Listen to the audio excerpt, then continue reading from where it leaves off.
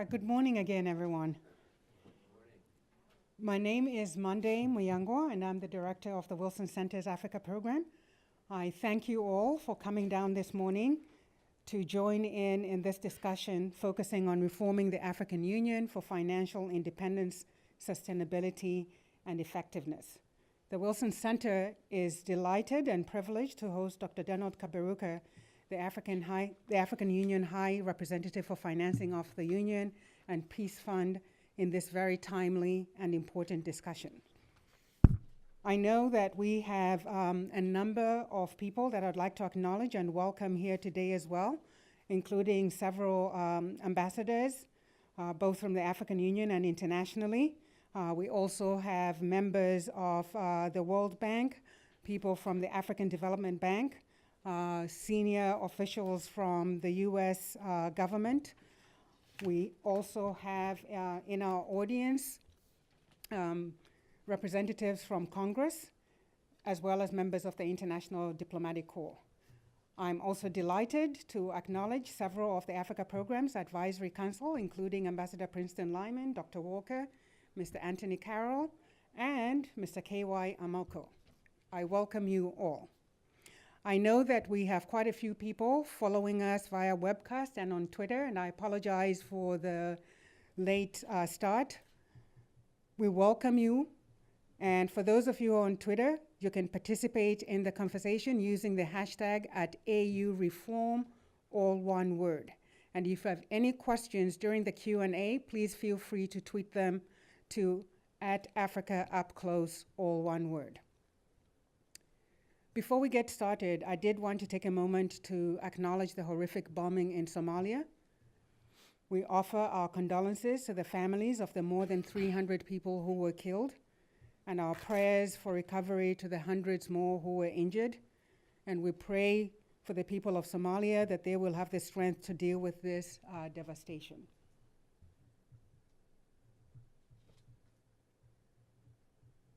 Turning back to our point of discussion for today, there are many strong viewpoints about the African Union, including its role, its utility, and its effectiveness.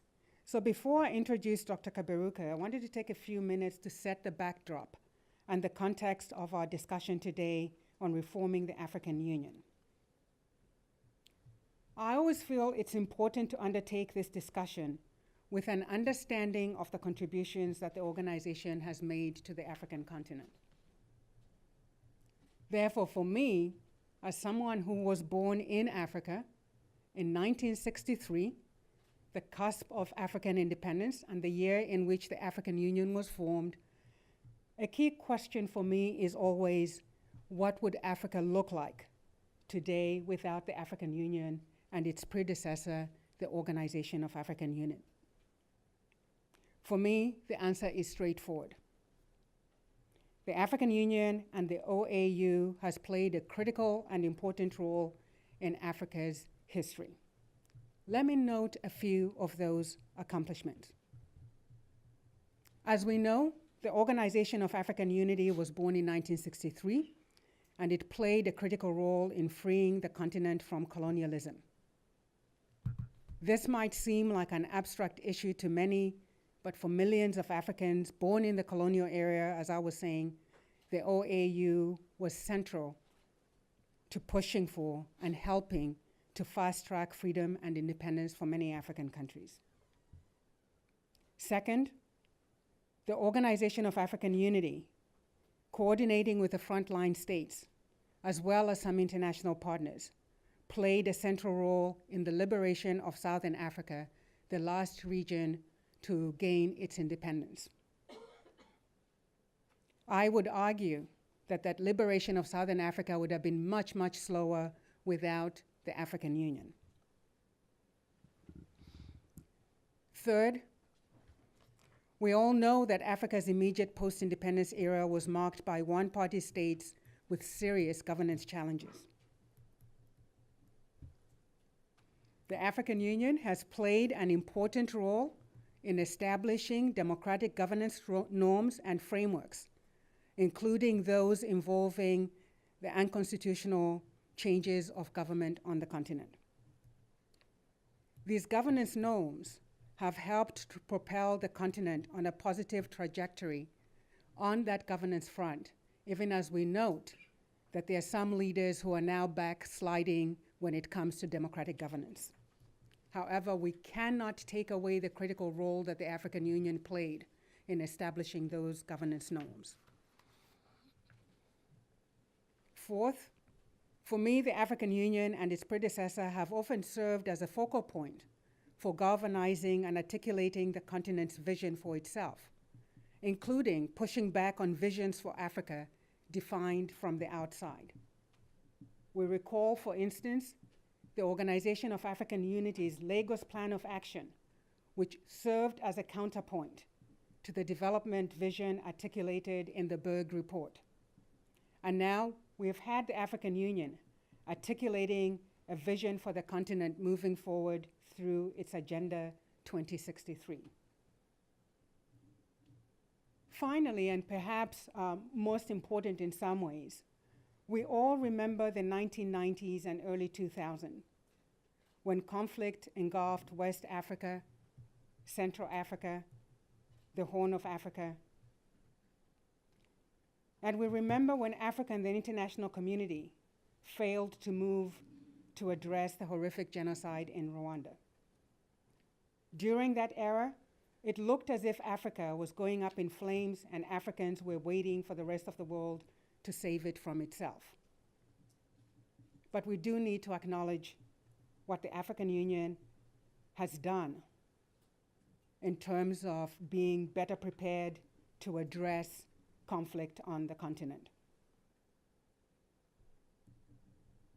The African Union established the African Peace and Security Architecture to more directly confront and respond to conflict. We can argue about how well that architecture is working, but we do have to acknowledge that the African Union moved in that direction.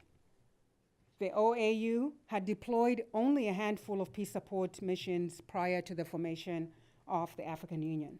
Today, Africa is able to deploy its own peacekeeping and peace support missions. It is also an active participant in both hybrid and UN peacekeeping and peace support operations. We know that there are 8 UN peacekeeping missions in the world, 16, and that Africa accounts for 8 of those. But it's also important to note that Africa accounts for 13 of the top 20 troop contributing countries to UN peacekeeping missions. And as of September 31, 2017, 48%, almost half of all UN peacekeepers in the world were African. So Africa is not just a consumer of peace and security provided by others, but it is also a contributor to global peace and security. Again, we can argue about how well these African peacekeeping missions and UN peacekeeping missions are working and the improvements that need to be made there, but we have to acknowledge the role that the African Union has played. This is not to say that all is well with the African Union. There are many challenges facing the organizations, including those related to financing and ownership of the African Union. There are challenges relating to whether the organization is ready to help Africa successfully navigate and thrive in a rapidly evolving global environment.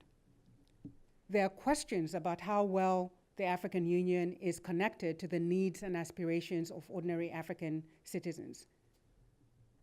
So for me today, this is not a discussion about whether Africa and the world needs an African Union, but how we can make the African Union better, more effective, and more efficient in doing its business. So there's no one better placed to speak with us about these issues than our speaker, whom I'm about to introduce. In many ways, he needs no introduction. From 2005 to 2015, Dr. Kaberuka served 2 successive terms as the 7th president of the African Development Bank Group and chairman of the board of directors. During his tenure, he significantly bolstered the franchise value of the bank, tripling its capital from $30 billion to $100 billion and doubling its portfolio to $12 billion per year.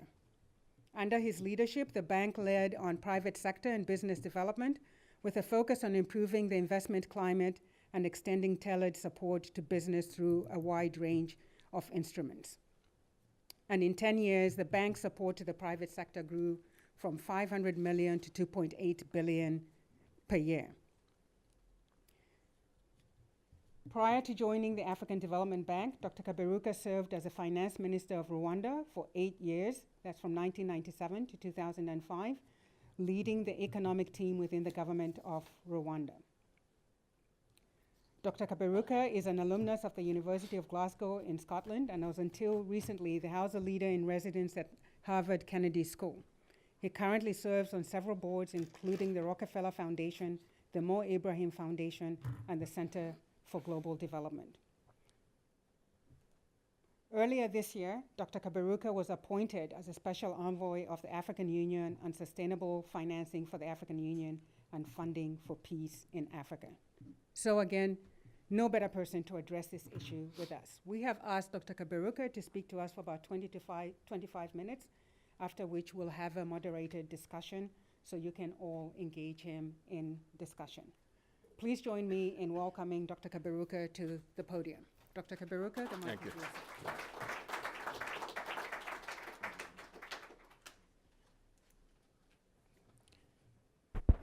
Good morning. And apologies for the late start. You know, Monde was saying that I need no introduction. Each time I've heard that, I remember Kofi Annan. Kofi Annan told us that once him and his wife, I think, were walking around in Sweden, around the forest, and the kids around came running to him.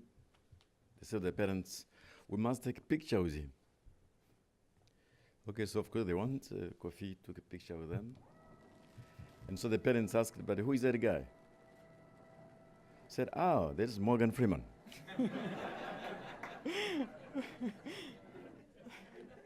So be careful with this. He needs no introduction. But thanks nonetheless. So today I want to talk about the African Union from three perspectives. Perspective number one, that yes, it is an instrument for Africa, but it's also an instrument for the world. And I start from the point of view that a strong African Union, a well-financed African Union, as the President of Rwanda was saying at Brookings the other day, is a global public good.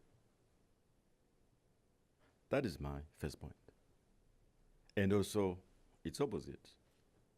A weak African Union is not something the world would like to see. And if you doubt this, begin where Monde began with Somalia. So yesterday we had this terrible event in Mogadishu, 500 people dead. But even then, where Somalia is today, it would not have been there without the African Union. If Somalia is beginning to recover from 30 years of mayhem, it is thanks to the African Union. Of course, supported by France. But fundamentally, if Somalia is beginning to recover, it's because of the AU. So the first point I want to make. Second point I want to make is that reform of the African Union is not unique to Africa. All international organizations today are called upon to reform. United Nations, Bretton Woods institutions, because the world has moved on. The world of 2015 is not the world of 2000, even less the world of 1945. Because whether the UN, the World Bank, the IMF, WTO, all of it, they did to a structure where the power relations, economic relations were different in 1945. And so many of us in Africa and elsewhere want to see a United Nations which looks different and acts differently. So the search for reform in the African Union is not unique to Africa. We would like to see a reformed African Union, but also reformed international organizations. The third point I'll be making is that reforms are never easy. Reforms are difficult. Because reforms disrupt a status quo, or which can cause difficulties. And I'll come to it from the viewpoint of how some people in the international system have reacted to an attempt by the African Union to finance itself,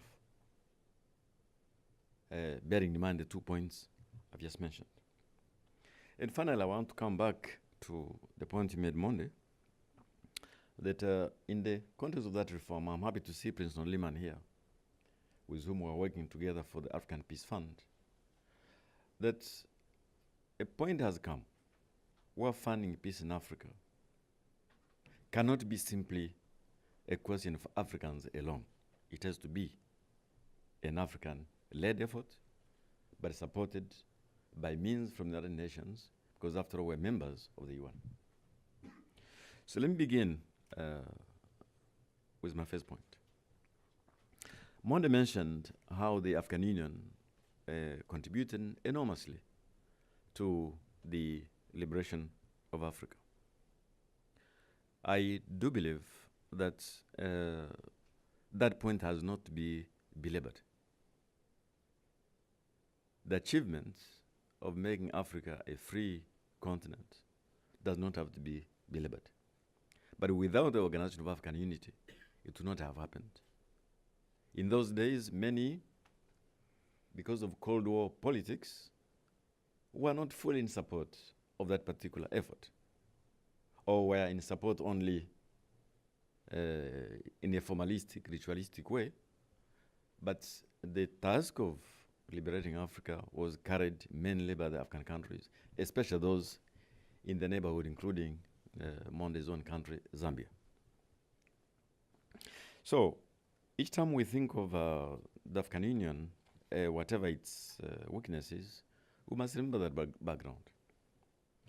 But in 2000 and 2002, given the changes in the world, leaders decided to move on to the next agenda, which agenda was socio-economic development, integration of Africa, all the things which you have in Agenda 63.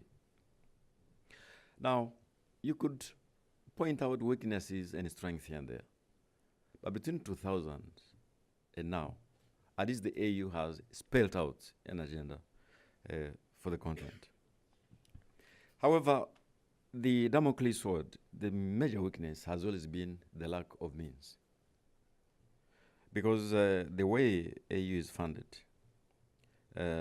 is traditionally the member countries have to come up with the money. Now, the AU has three budgets, so to speak. The first part is the administrative budget, which is norm of all organizations. And with some challenges, difficulties, member countries have been able always to pay. There are arrears, some who are better off pay a bit more than others. But the union has always been able to fund itself from that aspect. The AU also has many programs in socio-economic area, what we call the program budget, of about $300 million. The admin budget I just mentioned, about the same, $300 million. But the real challenge to funding the union has been on the third side, which is peace and security-related operations. Now, again, I'm very happy to see Princeton here, because when the AU was formed, the task of peacekeeping was not among its missions. It was not equipped to provide that particular service, because peacekeeping in the world, maintaining peace and security, is a role of the United Nations, of which African countries are members. However, over the years, a problem has arisen, which I want to describe as follows. Again, Princeton, if I'm wrong, please correct me. So in 1945, a doctrine of keeping peace in the world was put in place, which architecture relies on three key principles. Number one, the peacekeepers have to be impartial. Second, there has to be minimal use of force. And third, they have to be invited into a country because they come to keep the peace. The three principles. But the conflicts which we have seen in Africa and many other parts of the world in recent times do not meet these three conditions. Often, there's no government to invite, as in Somalia. You have to use force, as in Somalia again, or forces against Boko Haram. And you cannot afford to be impartial between force of evil and force for good.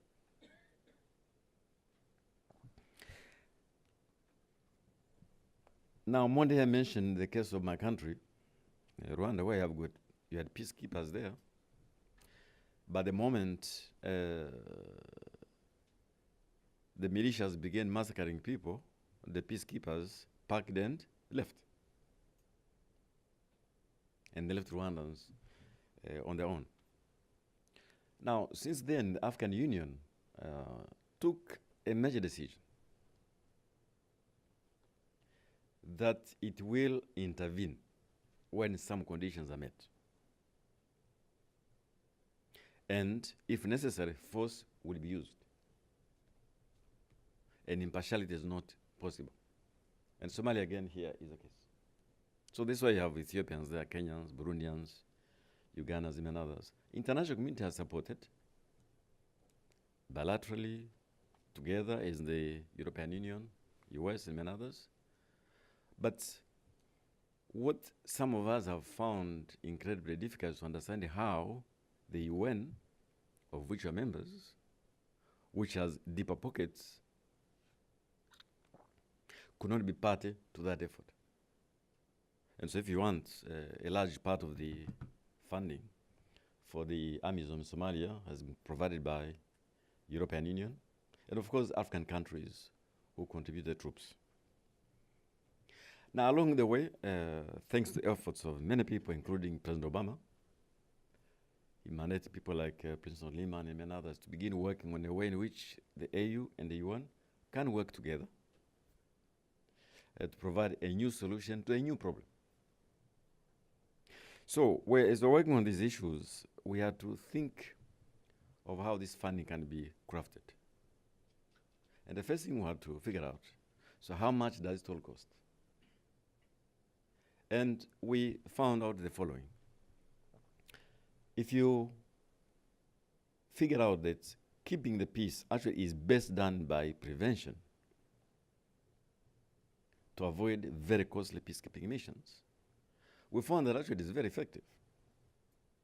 That the AU and its members and its friends spend about $60 million for prevention. Now that looks like a lot of money, a small amount of money, but it's extremely effective.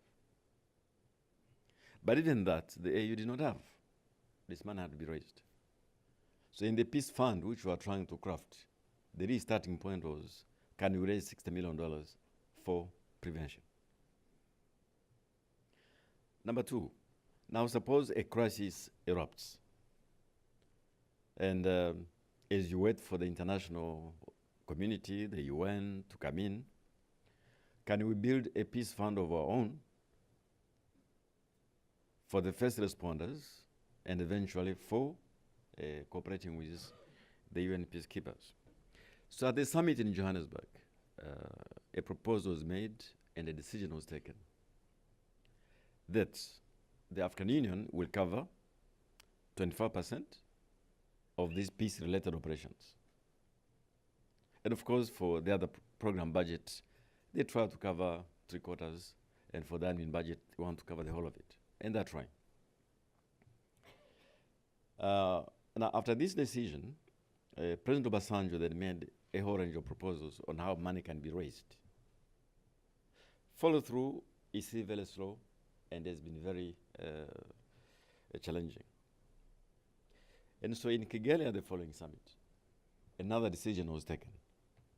That let us look for a formula where we can raise money for all these issues and figure out how to find a formula which works for everyone, which respects some of the principles of funding this organization, which would be capacity to pay, some degree of solidarity, a formula amenable to universal application, and which might be simple to implement. So I was requested to look into these issues, and this is what we did. We looked around over the last 40 years. How have other international organizations funded themselves? And looked through a whole range of them, including those in Africa and those outside. So eventually, we settled on a formula which the European Union used to fund itself in the 70s and a large part of the 80s. Exactly the same. And we worked through the numbers. We found it could raise about $1.2 billion for the African Union, which will be able to cover the amounts needed for the Johannesburg decision. 100% of the ordinary budget, 3/4 of program budget, and 24% of peacekeeping. And this formula was adopted. The reason I mentioned this morning is that in the course of implementation, we have received a lot of support for this particular approach. Unfortunately, there has been a challenge with one particular friend of Africa, invoking international trade treaties, which in theory is right, because this formula is usually applied through the instrument of the customs union. European Union was a customs union. Now the African Continental Free Trade Area is underway, but we believe maybe following year or next. At that point, there will be no issues. But we had reasoned that in the global interests, such a small measure, which has very limited impacts on global trade, especially because the trade flows between Africa and that particular member is so small, that we thought that we could figure out how to make a formula of cooperating around this particular point, but saving the global public good. That is still work underway. And that formula was, again, learning from the African Union, we thought since the Continental Free Trade Area is on the way, we could levy a small tax, 0.2%, on imports from outside Africa. Why? First of all, it is good for continental integration. And also, the way it was designed, it excluded capital goods and raw materials to promote industrialization. But then the idea was, well, if we want to import champagne and wine and vehicles from outside Africa, let them contribute a bit to building peace on the continent.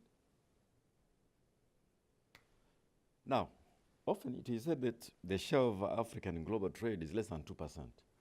And therefore, 0.2% of 2% surely should not be a problem. But I think some countries have taken a militant position on this issue that Africans will be violating international treaties. We're working on that, pending the Continental Free Trade Area.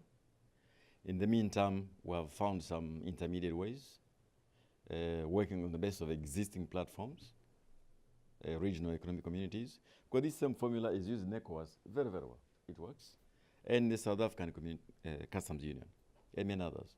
So pending that point, we're happy to work around existing platforms. Now, there have been other challenges of an administrative nature, but those are being overcome.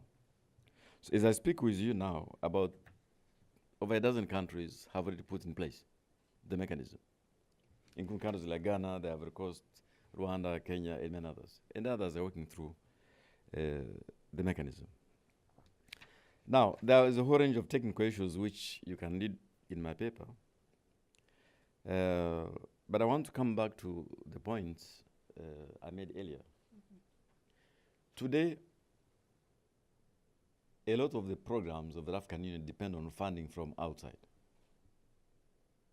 And so in the course of reforming the organization, what the leaders wanted was not simply to raise money for the union, but also to make sure that there's focus, priorities, cooperation with regional economic communities in such a way that the dependence from outside is reduced, but also the focus, priorities, advance Africa's own agenda.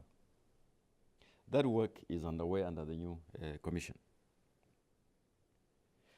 So the leaders are not simply looking for ways of raising money. They are looking for how best to spend the money, priorities, focus, and also reducing dependency on the outside world. Now, and when it came to security and peacekeeping, again, thanks to the efforts of people like Princeton and others, last year in the Security Council, a framework was agreed upon on how the UN and the African Union can cooperate when there's a crisis somewhere in Africa. It is still work in progress. It's not yet completed, but we're hoping that very soon there'll be a mechanism which enables the African Union as a first responder, if there is a crisis somewhere, using the Peace Fund to move in quickly, limit the damage, and then the UN, peacekeepers or other means come in and they work together. Again, that work is underway.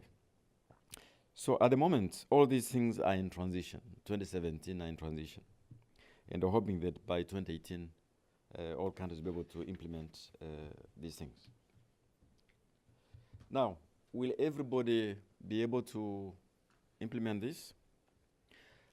In any effort of this nature, there will be countries who are far ahead of others and those who, for different reasons, come after.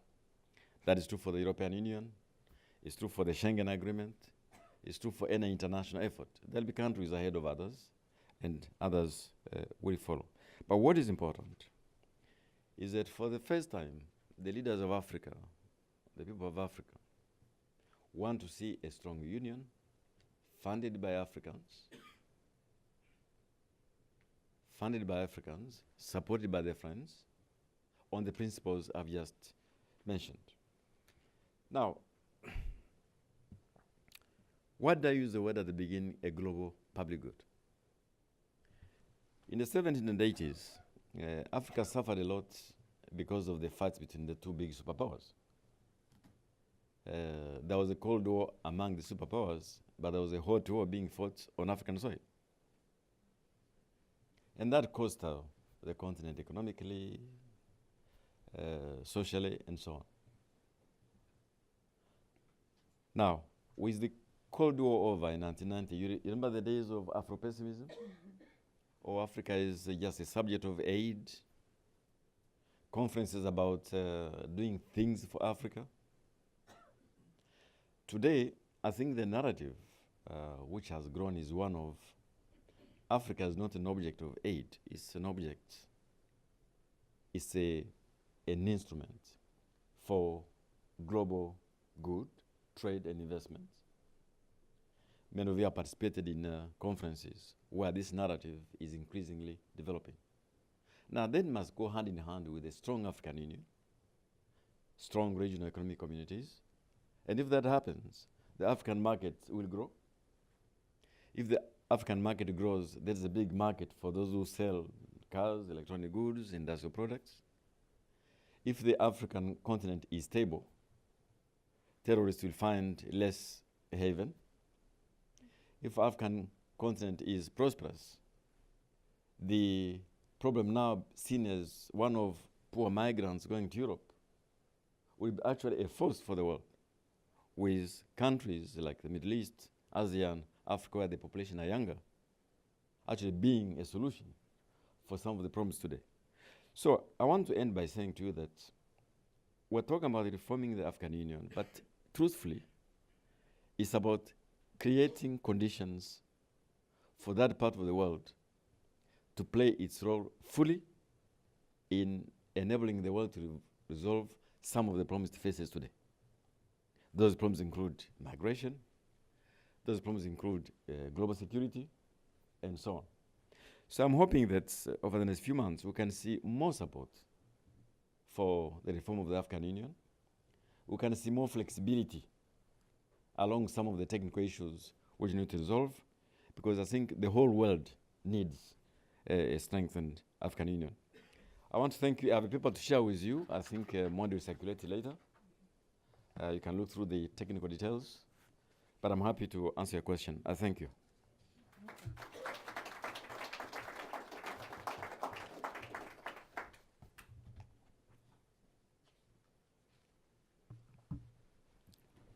Thank you, Dr. Kaberuka, for that very informative presentation. I neglected to acknowledge my sister, the ambassador from Rwanda, who joined us just as we were starting. You're welcome.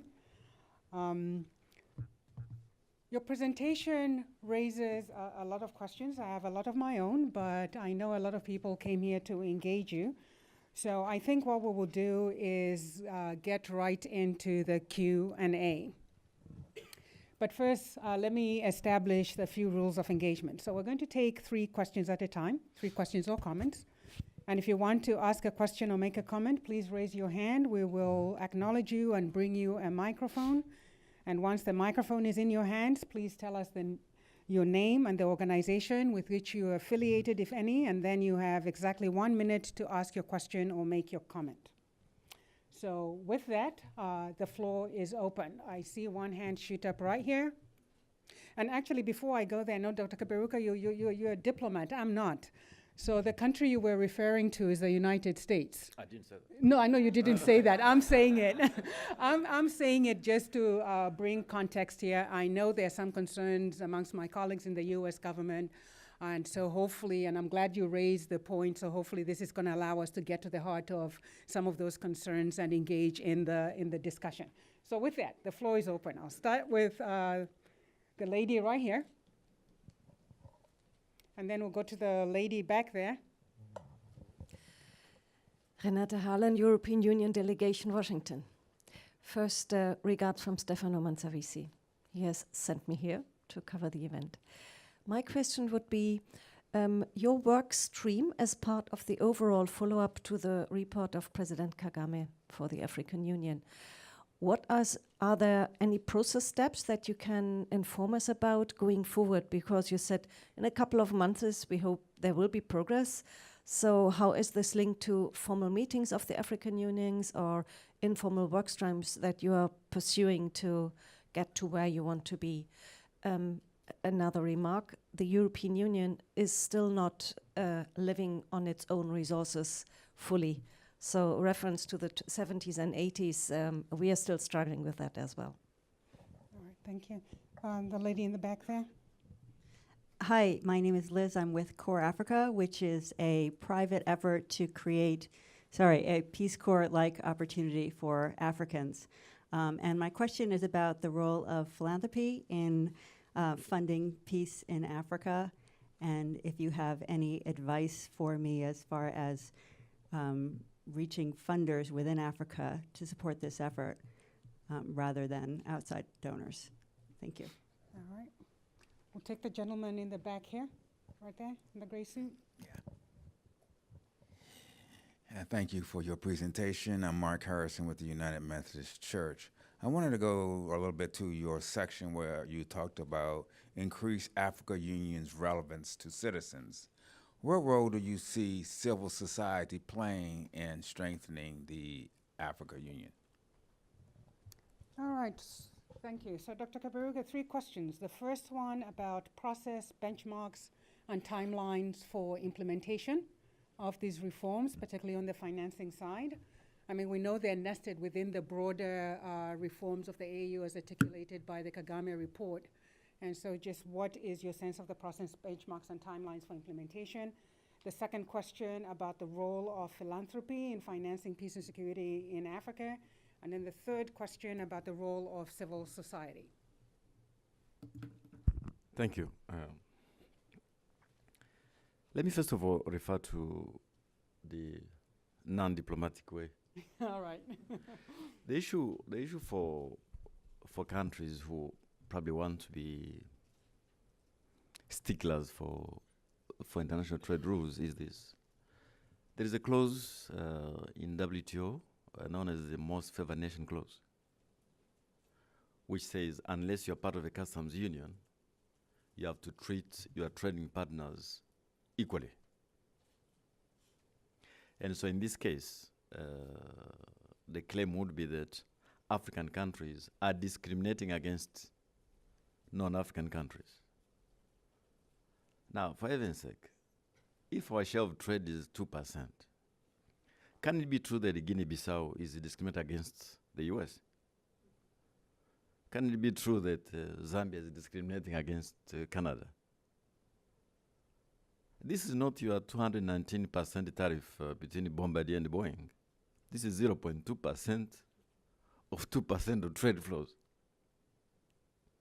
So there are ways this could have been handled differently, while encouraging funding a stronger African Union, pending the arrival of the Continental Free Trade Area, which is arriving very soon. So it's a simple technicality like that. Usually when you have a dispute of that nature, you file a case in WTO, then there's mediation, and if there's no good outcome, then the country which feels that it has been discriminated against is allowed then to impose the same measure on the other countries.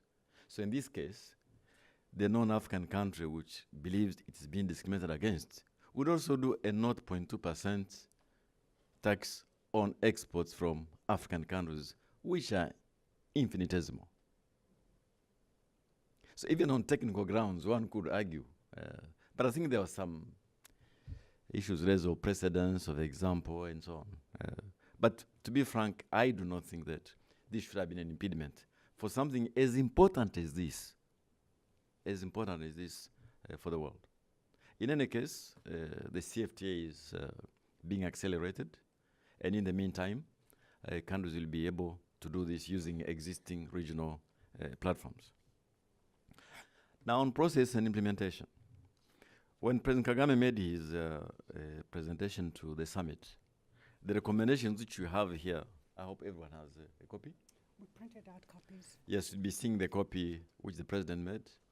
It contains a whole range of proposals from how the AU can be better organized, structured, funded, how it can relate to other regional economic communities, its voice in the world. It's completely comprehensive. And so after that presentation, the leaders agreed that the commission should get down to begin implementation. The new commission has put in place a reform unit within the AU Commission, and they have begun a whole series of seeing through these decisions. Some are quicker than others, some are easier than others, but the important thing is that the roadmap has begun. Now, for the financing aspect, the finance ministers of the continent met in August in Addis. They put in place a committee of 15 finance ministers who are implementing the financing decision. Again, with enough flexibility, bearing in mind these international trade issues, bearing in mind that the economies are different, bearing in mind some of the national constitutions and so on. So the work of the finance ministers is underway. It has been agreed that 2017 is a transition year. So our hope and expectations is that by 2018, all these measures in place. But with a view to accelerating the implementation of the recommendation by President Kagame, so there's a troika of leaders. The troika of leaders is the current chairperson of the union, the previous chairperson of the union, and the incoming chairperson of the union, who then are monitoring the implementation of these decisions. I must add that contrary to what I've heard, none of these decisions require an amendment of the Constitutive Charter of the Union. All this can be made within the Constitution of the Union as it exists now. It's very important to say that. Because some people have said, oh, well, this will require an amendment of the Charter and that will take years. No. The changes proposed here, how the Union is funded, how it is manned, how it relates to other institutions, all can be done within the context of the existing charter. Now, as I said, some takes longer, others are quick wins. We do believe, for example, that getting the best people in the union at all levels should not be such a big problem because everyone wants it. There's a proposal here, for example, which the president made about creating an African volunteer force. The young people are looking for it. They built this on the basis of the experience during the Ebola crisis, when many young doctors and nurses were volunteering to go to the Mano River. And so there is an idea that we could have an African volunteer force to respond. There is a proposal here which I want to say that literally every African is waiting for. There is free movement of people. Now, Nigeria announced, I think 2 days ago, or is it 3 days ago, that from now onwards, like Rwanda does, like Seychelles, like Mauritius, if you're an African and you travel to Nigeria, you'll get your visa on arrival. That is an important starting point. And I do believe that if as many countries as possible continue doing that, it could be a hugely important stimulant to intra-African trade and so on. And of course, there's a proposal for the African passport. Is that very difficult? It's not. It's a question of political will. So there are things here which can be done quickly, and others which may take a bit of time. Now, African philanthropy. Incidentally, I want to say something I've learned since I've been in the US. That contrary to what is thought, for example, if you take the large US philanthropic organizations, actually a lot of that money is spent within the US. So the philanthropy outside the borders actually is a very limited portion.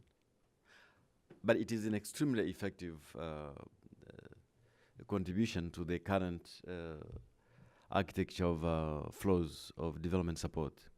Now, within Africa, there are efforts by people like Dangote and Lumelo and others to do the same. It is still small compared to the big guns of the world, but there is indeed an effort to develop Africa's own philanthropic efforts. Civil society organizations, they are recognized here as major partners in the reform of the union. And the way President Kagame put it was that while the reform of the union begins with the leaders, it is a task for everyone, from parliaments, civil society, women groups, young people. It is not an effort simply from above. It's bottom up, it's top down, it's all that. Could I use, before I take the next round of questions, I think I'll use the moderator's prerogative and ask you a rather pointed question, but you know me well enough by now to know I was going to go there. I think one of the challenges that I see, and many people I've seen looking at the African Union, is this, that we cannot talk serious ownership, African ownership of the African Union, when quite a few members are not even paying their dues for the administrative budget. That portion that you were talking about.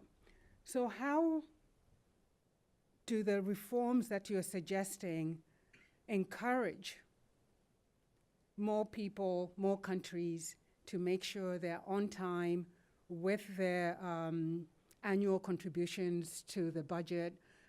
There's possibility of sanctions, the possibility of not allowing people to send candidates if they don't pay. I mean, what's the encouragement mechanism that you would have to address that issues? As you yourself have told me and corrected me on a number of times, actually, that the payment of those dues is not tied often to the wealth of a country. That, you know, sometimes small countries, poorer countries pay, and then the bigger countries are not paying. And then, as a good friend of mine reminds me all the time, you cannot own that which you have not paid for. Let me try to answer it this way. The African Union is an intergovernmental organization. It can only do what its members want it to do. You cannot be a member of the European Union unless you meet some eligibility criteria. So there are some countries in the European space who are not members of the Union because they don't meet those criteria. In the Treaty of Lisbon, there is a whole range of things which you have to abide by. Now, the African Union is not like that. It's an intergovernmental organization. So governments' collective will is what you find out. Addis is not the headquarters of Africa. It is the headquarters of our intergovernmental organizations. So we have to be fair to the union. It can only do what its members want it to do. Now, there is a sanctions regime. the sanctions regime, which includes all those things you mentioned, including what happens when you don't pay. They don't allow you to speak in some conferences. You cannot send candidates and so on. And it works reasonably okay. But I want to add that in the proposal made by President Kagame, there is clarity on the need to have sanctions that are meaningful. But beyond sanctions, there is also a proposal for incentives. Okay. Incentives to come together and pay. And I do believe that although some countries indeed have difficulties paying, many of them have been making an effort to pay at least the administrative budget. And the beauty of the 0.2%, if it is implemented, is that it is an automatic mechanism which reflects ability to pay and does not impose particular burden on a country, whether it is inflation or other forms of difficulties. So the answer is the AU is an intergovernmental organization. It can do what members want it to do. But what people have found difficult is that our countries pay their dues to the UN, to other international organizations, but not their own organization. But that said, in all fairness, look at the resolution of the crisis in the Gambia, which was done by ECOWAS and the AU. And whatever was expended on that particular mission was by the two organizations. So I think there are weaknesses, but there are also strengths. And the effort now is to say, let us reform the organization to make it effective as part of the incentives for people to pay. And so I do think that we need perhaps to not to be despondent, but get actually to resolve issues along the way to have an effective organization. All right. I'll take another 3 questions. There's a gentleman over here, and then I'll swing this way to the gentleman back there, and I see my colleague here who has the AU portfolio down here. This gentleman right there.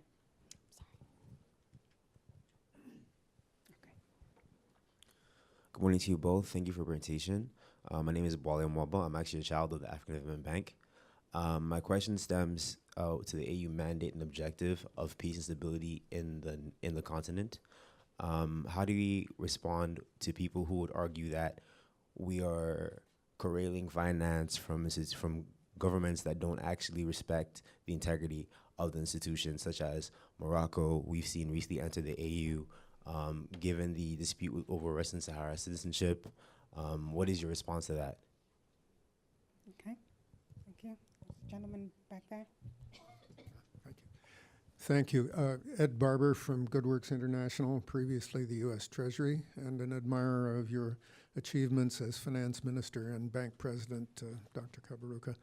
I wanted to ask about regional currency unions. There is a lot of interest in creating such common currencies, notably in the ECOWAS and East African community areas, but also even on a continental basis. Given the problems of the Eurozone, I have tended to think that this is a project for much farther in the future, that African countries should be focusing first on beefing up their own monetary and financial institutions before taking on the larger project. But I suppose you could argue that you might as well create the regional institutions as the national ones now while you have the chance. I'd appreciate your comments on the general issue. All right, thank you. And the gentleman right here.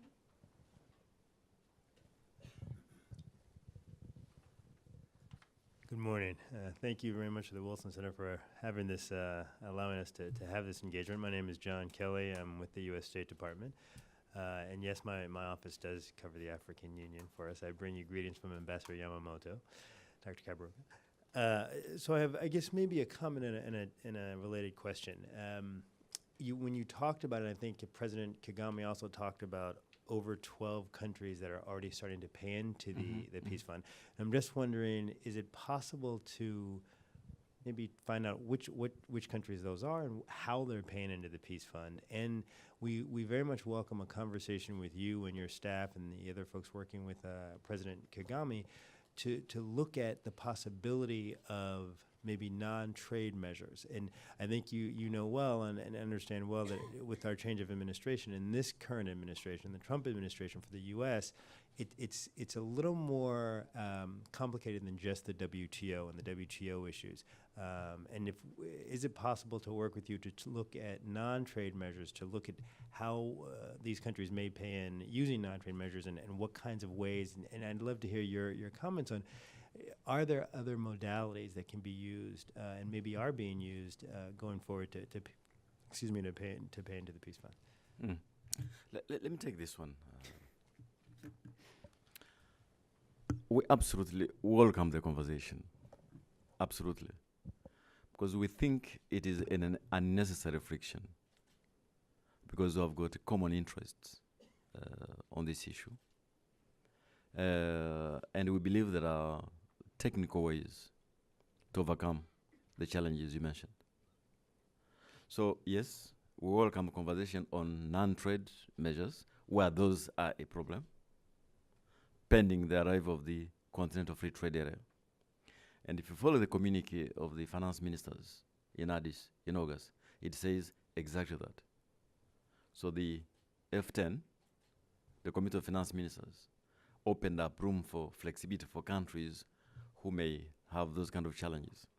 So we're absolutely happy to have a conversation with you on alternative ways of achieving the same objective, pending the CFTA.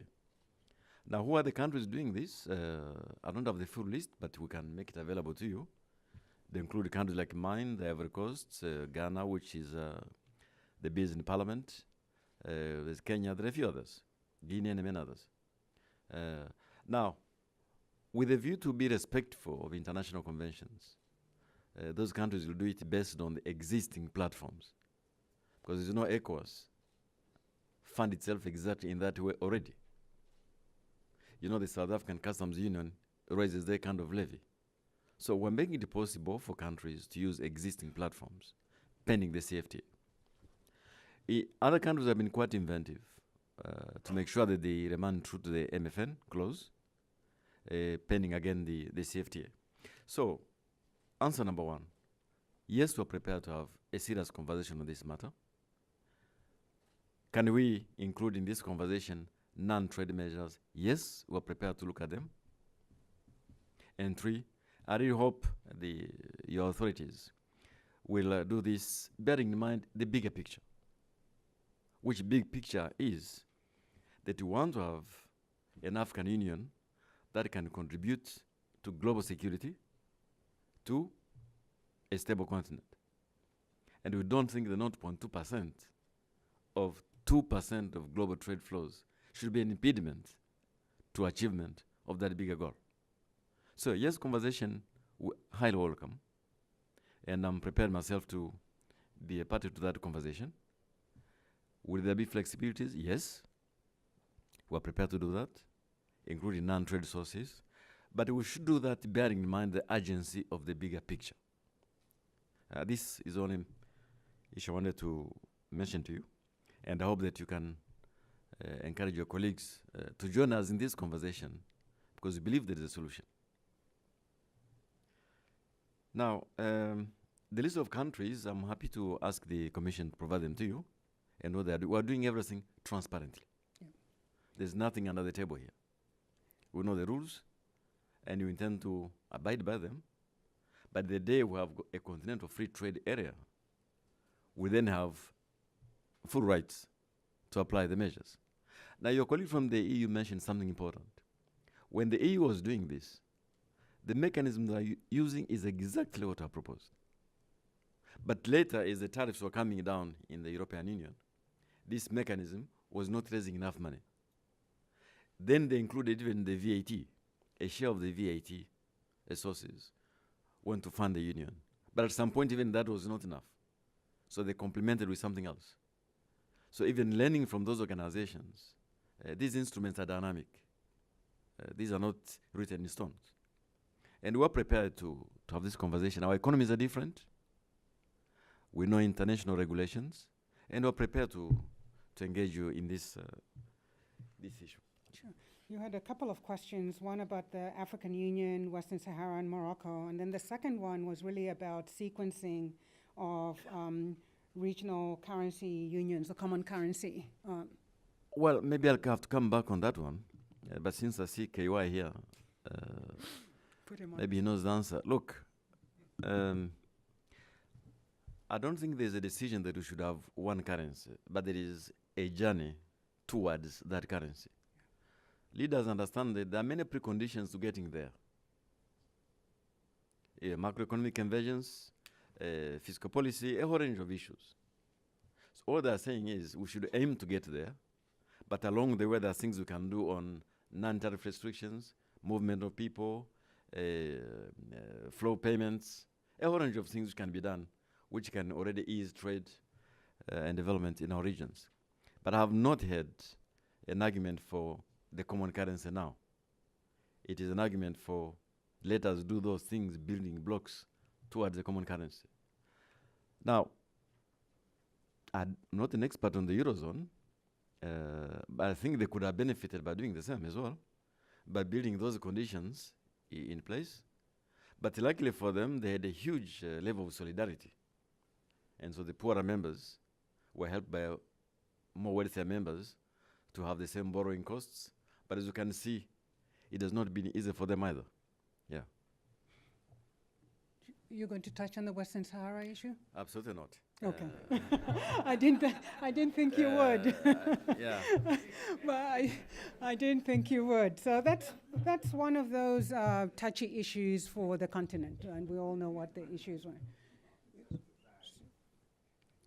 I think he did, but you can connect with him. Yes, you can connect. I'll take one more round of questions. Please, 30 seconds each, so we can try and get everybody in. But I did want to say to Dr. Kaberuka that we do have a question from somebody who's following us on Twitter, who asks, would you like to see a UN support office in Somalia type mechanism used again to support other AU peace operations? That's a question from Paul Williams at George Washington University. Let me work my way back. If you take 30 seconds, we'll take as many of you as possible so Dr. Kaberuka can respond. So lady in the back there, you go, 30 seconds, start now. Thank you. My name is Amy Austin Holmes. I teach at the American University in Cairo, and I'm also a fellow here at the Wilson Center. My question is about the suspension of Egypt's membership after the coup in 2013. The African Union, in my opinion, took a very principled stance compared to the United States, which sort of determined that it didn't have to make a determination whether Egypt had, unconstitutionally changed the government when Morsi was removed. But I know that rule, Egypt was then reinstated after the elections in 2014. And I understand that the rule hasn't been applied, equally to all other countries within Africa. So I'd just be curious to hear your thoughts about the application of the rule regarding suspension of membership. Thank you. Okay, we'll take the gentleman right there. Suleiman Sultan Al, USAID. You talk about the experts within Africa. What about the volunteer expertise to Africa in terms of capacity building, public finance, and so on and so forth to reverse or help reversing the brain drain? Volunteers, African expert volunteers to the continent to help with capacity building and train Africa. Okay, thank you. I'll take the lady right here. I'll come to you in a second. Hi, I'm Angelique Walker-Smith with Bread for the World, and my question is around AGOA and AWEB. How do you see the interface relative to AGOA and AWEB? Thank you. Okay. So, and then the lady in the back, then I'll come here. I'll finish up here. Hi, I'm Angelique Kouabira. I'm a student at American University. I first applaud the commitment of AU to bring together countries with different historic components and economic standings and blend them together for the good of the continent. And my question is that one of the approaches to tackle the complexity of Africa's self-reliance is through investment. I find it disturbing about the blooming of Chinese investment in Africa. I've seen videos of acres of land being cultivated and wood is being transported away. What happened to our engineering schools? And when these foreign countries come, they come along with administration, and there's no local people in the positions of power of those organizations. What do you think about that? All right, so Dr. Kaberuka, you have a number of loaded questions. Egypt decision and the application of suspension of membership from the AU. Yeah. Reverse brain drain. How can the African diaspora be used more effectively than they are now to help take back some of the knowledge, skills, resources that they have to sort of plug in the holes, reverse the brain drain, if you will? Third question. Africa Growth and Opportunity Act, African Women's Entrepreneurship Program, how does all of this fit into the issues that you've been talking about?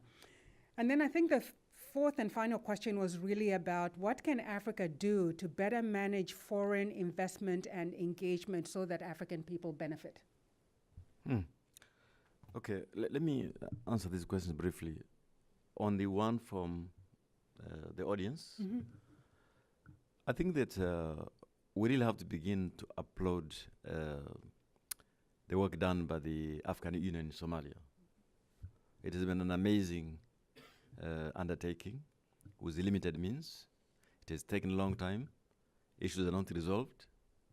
AU received a lot of support from the European Union and other partners. And I think together we have managed to begin to stabilizing the Horn of Africa. So I think the Somalia's crisis hopefully begin to wane. It will require the goodwill of everyone, UN, AU, and so on. So do I welcome a UN? UN support office in Somalia type mechanism. Yeah, what I would like to see is that when I was still president of the African Development Bank, we tried to provide some support to Somalia. I don't know if many of you know that the money flowing to Somalia to help the economy recover has been actually largely by Somalis living abroad. $1.5 billion a year. It dwarfs the little aid they have received. It dwarfs the little revenue they collect from Mogadishu airport, from the ports. So the Somalis outside are the ones who have actually contributed enormously. But the thing I found most, I don't know, you said I'm a diplomat. I'm a diplomat, I'm not sure. It's found that people trying to support Somalia were based in Nairobi. If you want to help a country, you have to go where it is. There are risks. But it's best to join the Somalis in their own country to help them there. But you cannot be based in Nairobi, flying to Mogadishu every other day. I think that is something I found a bit challenging. So I'm hoping that as part of stabilizing the country, all the supporters of it, great people, join them in Somalia to help them there. So if they can open offices, so be it. Now, the AU, when it was formed, was a major development, a major advance on the OAU. And one of the things they decided, if I recall, was that if a government is changed via unconstitutional means, then it is suspended from membership until it comes back into power by constitutional means. That is what is in the charter of the AU. And that applies to many governments, not simply the one you mentioned. A number of them have been suspended because that particular clause has been applied. And for many people, it was a big advance on the OAU. So I don't know if that was a question, but it's an element in the charter which applies to everyone. I think it was more about the uneven application of that unconstitutional changes on government and the following sanctions. Like maybe some countries have sort of managed to elude the suspension aspect of it. To my knowledge, in every case where there has been unconstitutional change of government, the AU has applied the rule. I'm not sure that I can recall a case where there has been an exception. But Maybe Ambassador Matilde here might know, but I don't recall there have been an exception. It's okay. Now, reverse diaspora, absolutely. I think in President Kagame's report, it is there, the role of the diaspora. So in the African volunteer force, whether it is doctors, teachers, engineers, agronomists, there's no distinction between the Africans inside Africa or Africans outside. You're absolutely called upon to be the new force of change in terms of driving the agenda as in these recommendations. And AGOA? And Now, AGOA. AGOA was renewed up to 2022, I believe. That's a very good thing. Then we'll have to see what happens in a post-AGOA period. It has got achievements, but also we now can see some of the weaknesses of the architecture. And so I do hope that when it comes up for renegotiation, we'll do something slightly different. And I think there is thinking both in the US and in African countries on how to take this to the next level, where trade and investment is the key, not simply market access for lower products on the global value chains. Now, there's nothing wrong with China's investments in Africa. I think China is investing everywhere. At least when I was president of the bank, they were investing $2 billion in the bank. And together with our own funds, we are developing infrastructure, so many things. Now, will there be some downside to how the investments are managed? That applies to all investors, irrespective of where they come from. So, to my knowledge, Chinese investment in Africa is no different from other investments, but there is something different about it, though. Just think, the railway from Mombasa to Nairobi, the so-called Lunatic Express, has been completed in under 3 years. Under 3 years, there's a railway from Mombasa to Nairobi. Look at the railway from Lobito to Benguela. Look at the railway from Djibouti to Addis Ababa, right? Look at many hydro dams which have been built. So the Chinese investment is helping to upgrade Africa's infrastructure, all right? And for many Africans, that is absolutely welcome. If there are some downsides, those are discussed in the context of relation between countries and China. But there's nothing particularly wrong with Chinese investment in Africa, to the contrary. And I think there's a, do you say you're from which university? There is a professor here at Johns Hopkins called, I think, Deborah Brotigham, who has published widely on this subject. And I would advise you to look at her publications, because they go through a whole range of these issues and provide new information. And also there is a recent publication by McKinsey, which you may want to look at for your studies. with the permission of my colleagues back in the booth there, can I have like 3 additional minutes? Is that okay? Please? Thank you. All right, so what I will do is take the final question here. Ambassador Lyman, I'll finish with you. So I will start with the gentleman back there and come to the gentleman here and then take Ambassador Lyman. The gentleman right there. Oh, it's the lady right there. Sorry.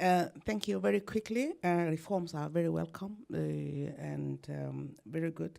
But I want to connect it to the relevance to citizen and peace security funds and the role of the African Union as per their decision, learning from the Rwanda situation.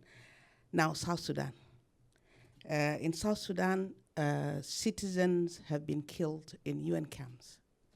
Nobody's talking about it. Actually, not one UN camp, but 4 or 5 UN camps. Women have been raped just at the watch of UN peacekeepers. Some of these are African. But I want to, in my statement, I want to also commend the Rwandan peacekeepers who have done exceptionally good. And you would find citizens there praising them for the work they've done. Maybe this is from their experience as also receivers. Now, African funds, what are the conditions to these funds and the solutions that are provided to African problems. I want to connect this to South Sudan because we have a regime that is so brutal to its people and yet is a member of the club and yet is given a big role in deciding on what should happen to those citizens in South Sudan. So basically, I'm talking about African citizen and this, if you like, the governments of Africa as in the form of the AU. We've been crying that, you know, the regional organization needs support from the African Union. That is not being gotten. Thank you. All right, thank you. Right here. Hi, good morning. My name is Azar Williams. I work with the State Department, and I've enjoyed my experience there thus far.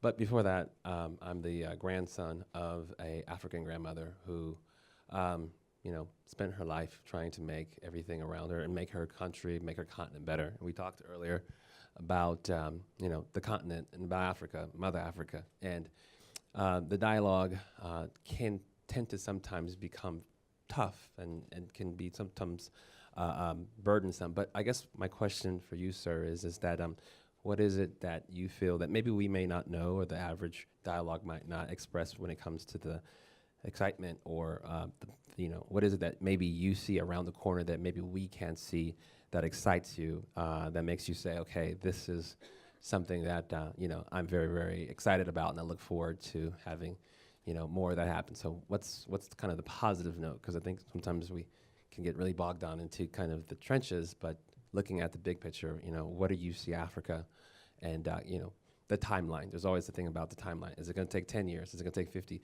Do you feel, you know, things can be sped up? And like you mentioned, political will. So how does that play into it? Thank you. Thank you. Ambassador Lyman. Princeton Lyman at the U.S. Institute of Peace.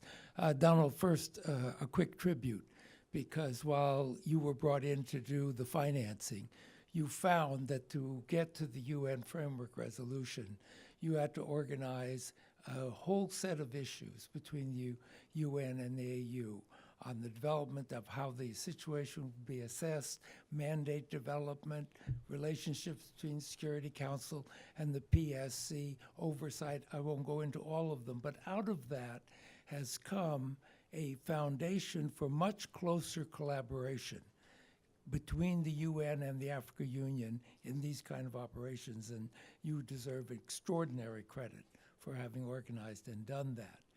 The urgency that you mentioned earlier, it seems to me, and if I can ask you, seems to be come up already with the proposal of the G5 for a force in the Sahel, and I'm just wondering how much that proposal is drawing on all the work that was done coming into that framework resolution. But thank you for all you're doing. Thank you so much. First of all, connecting the AU reform to citizens. In President Kagame's contribution to the African Union, the building on Rwanda's own example on how to allow Africans to travel freely within the continent is something which has excited many young Africans. If we can achieve that alone, you know, ease movement of people on the continent, as Nigeria is doing now, Rwanda has done before, Seychelles, Mauritius, and many countries, it is not as harmful as some people fear. And so if that low-hanging fruit alone of an African passport can be resolved, I think it will raise a lot of excitement and enthusiasm among young people.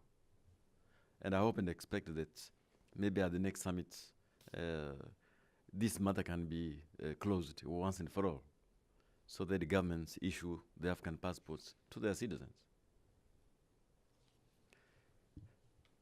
One thing which, again, President Kagame's work, which you found out, was that, you see, the Charter of the UN begins with the phrase, "We the people." The Charter of the AU begins with the phrase, "We the leaders." And so the attempt here is to try and connect these two. This is why there's a huge emphasis here on the connecting the African Union to the citizens. It's a major chapter in these recommendations. Just take a careful look at it. Without amending the charter, there is an attempt, a serious attempt, to make the AU relevant for the common citizens. Now, my sister from Sudan, the Peace Fund, which I invited to look at, as Princeton says, took a careful look at the deficiencies of the peacekeeping missions, whether the UN missions or AU missions, including non-observation of these humanitarian aspects you mentioned. If you look at the Peace Fund, it's not simply about the money. It's about all those things which answers to what Princeton was saying. How will peacekeepers behave? What is the accountability? What is the institutional mechanism? It is all there. But I think all of us acknowledge now that there have been serious deficiencies, unfortunate sometimes, crimes committed by some peacekeepers in some theaters, which of course are regrettable. And when we are doing the Peace Fund, we look at all those issues on how to ensure that it's not simply about money and deploying people. It's about how they are accountable to what they do. Now, as for what is going in South Sudan, what can I say except to say that it's highly regrettable. And I'm glad you recognize that some African countries are trying to help. We all hope that the people of South Sudan will come together and resolve these issues, because their countries need it. Now, to the question by my brother from the State Department. When the leaders of Africa said they want to form the African Union, it is because they saw Africa coming to a point whereby, given the global evolution, they want Africa to play a bigger role in the world.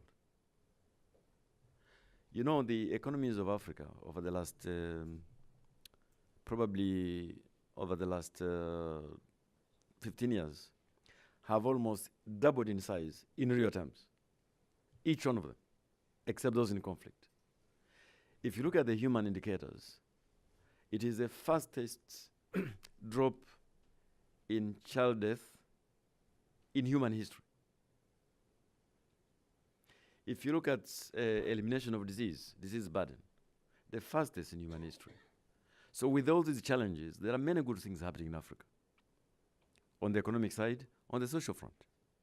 And so, this is what I was saying, that reforming the African Union, making it stronger, given this global environment, given the demographic shifts inside Africa, is extremely critical. The Africans are saying, we want a stronger union to anchor those changes going on. The big trend, urbanization, the demographic dividends, managing investment flows, managing non-commodity dependent economies. All these things are happening under our very eyes. And so we have to look at the glass half full and half empty. But I think you will agree with me that if we can succeed in the reforming of the African Union and regional economic communities, it will be good for all of us, including the United States. And so I look forward for the dialogue to ensure that your great country can support the reforms proposed here. Now, Princeton, thank you very much for the work you did for the Peace Fund. There have been 2 Security Council meetings. Each one of them has built on the previous one. And clearly, you can see an architecture emerging, which may make it possible in the future to arrive at a cooperation with the UN and the AU in conflict theaters, along the lines which you and I have worked on in the last few years. But I want to thank you and your colleagues for the work you did as well. All right, unfortunately, I have to bring this to an end, and I typically would go in and do a long summary, sort of capture just the richness of the discussion that we've had here, both the points made by Dr. Kaberuka, but also in the questions that you all raised that point to issues that perhaps the African Union is already thinking about, but also issues that you think they ought to be thinking about even as they reform the organization. I think powerful message that I'm taking away from here today is this point that Dr. Kaberuka made in the very beginning, that a strong and efficient AU is good for Africa and good for the international community from various fronts. So we all should be pushing in the direction of how can we best support these reforms, enhance the reforms, and help the African Union be the best African Union that it can be. The second issue, which I think is a reminder to all of us, was that reforms are never easy. You're disrupting a status quo, and there's some people who do not want to see that status quo disrupted. And so there's going to be pushback, there's going to be delaying tactics, there's going to be all kinds of things in that mix, as some people said, to preserve that status quo.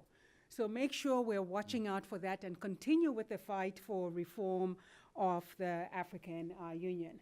With regard to some of the other issues that I had, I think I heard that although we have made progress, the relationship between the African Union and the UN in terms of the division of labor and the roles of and responsibilities within the peace and security field in particular, an issue, a discussion that needs to continue. We're not yet there. We're resolving the issue. I think for too long, there was this sense that the UN was responsible for peace and security. It's in their mission statement. And yet, I think there was a sense on the African continent that Africa is being left to do all the heavy lifting by itself and playing a primary role instead of part of the global community. So how do we get a better balance in terms of that relationship? Is work that's still in progress, but that the AU is well aware of that, continuing these discussions about reform of the AU, but also reform of the UN in terms of how we can better interface on those issues. There was a really, I think, important question here about the role for international partners. And I think, Dr. Kaberuka, you were very clear in saying reform of the AU will take all of us. We all have a role to play, those in Africa as well as international partners. But I think what I heard you say at some point is that we shouldn't let modalities get in the way of a good thing, and that we need to continue having that discussion. And this was more to my US friends because of this 2.2% issue.